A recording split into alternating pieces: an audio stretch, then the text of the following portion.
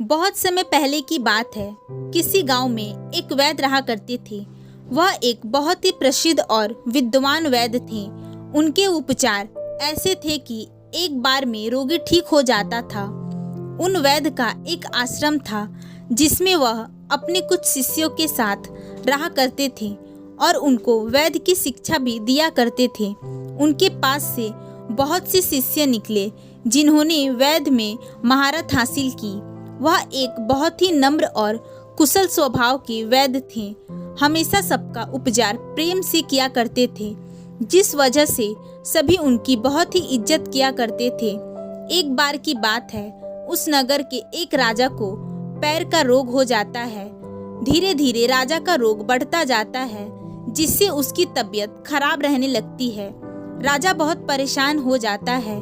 तब एक दिन राजा का मंत्री राजा से कहता है कि उसे गांव के सबसे प्रख्यात वैद्य के पास जाना चाहिए।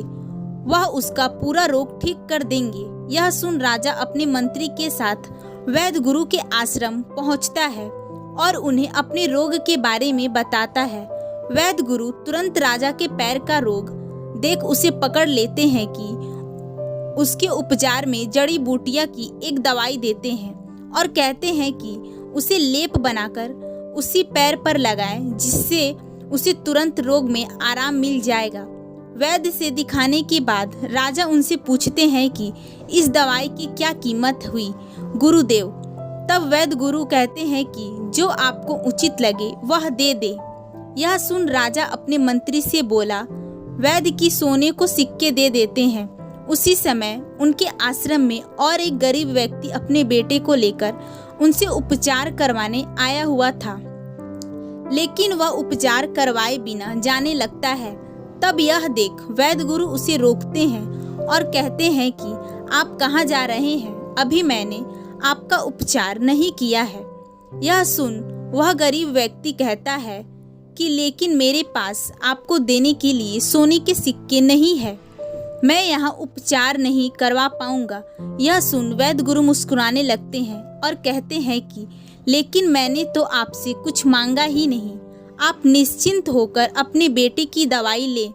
यह सुन गरीब कहता है, क्या उपचार के बदले आप मुझसे कुछ भी नहीं लेंगे? यह सुन वैद्य कहते हैं कि अवश्य लूंगा। जब आपका बेटा ठीक हो जाएगा तो यह यहाँ आकर आश्रम में असहाय लोगों की सेवा कर देना, यही उसकी कीमत होगी। यह सुन गरीब अपने बेटे का उपचार करवाने लगता है। वैद्य उसे भी दवाई देते हैं, लेकिन वहीं पर मंत्री यह सब सुन रहा था। मंत्री को लगता है कि वैद्य अधिक होशियार है, उसने राजा को ठग लिया। यह सोच वह तुरंत राजा के पास जाता है और उनसे जाकर कहता है कि महाराज, हमारे साथ वैद्य ने छल किया है, और सारी बात बता देता है।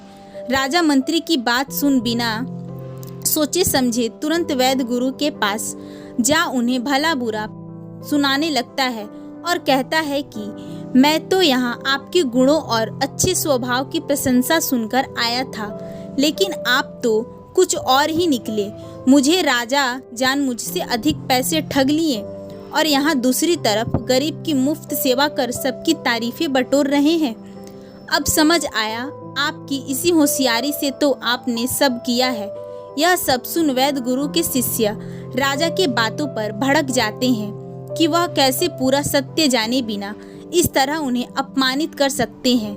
वह सभी जैसे क्रोध में आगे बढ़ते हैं, तभी वैद्य गुरु उन्हें इशारे से रोक देते हैं और आगे राजा से मुस्कुराते हुए कहते हैं कि आप गलत समझ रहे हैं राजन। यह सत्य है कि मैंने आपसे उपचार के बदले कीमत ली और इस गरीब से नहीं।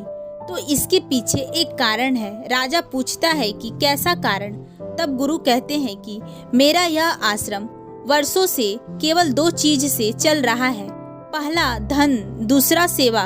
मैं यहाँ उपचार के बदले धन उसी से लेता हूँ जो देने में सक्षम होता है, जैसे कि आप जैसे धनी लोग ही इस आश्रम में उपचार के बदले यहाँ सेवा देते हैं, यानी कि यहाँ के लोगों की सेवा करते हैं, जिससे उनका भी भला होता है और यहाँ के लोगों का भी। अब आप स्वयं बताएं कि क्या मैं कुछ अनुचित कर रहा हूँ? वैद्य गुरु की बात सुन राजा बिल्कुल मौन हो जाता है। उसे स्वयं के किए व्यवहार और शब्दों पर बहुत शर्मिंदगी होती है और तब वह वैद्य गुरु से कहते हैं कि नहीं गुरुदेव, आपने कुछ गलत नहीं किया, बल्कि आप तो बहुत ही नेक कार्य कर रहे हैं। मेरी ही गलती है जो मैं बिना सोचे समझे सुनी सुनाई बातों पर विश्वास कर लिया।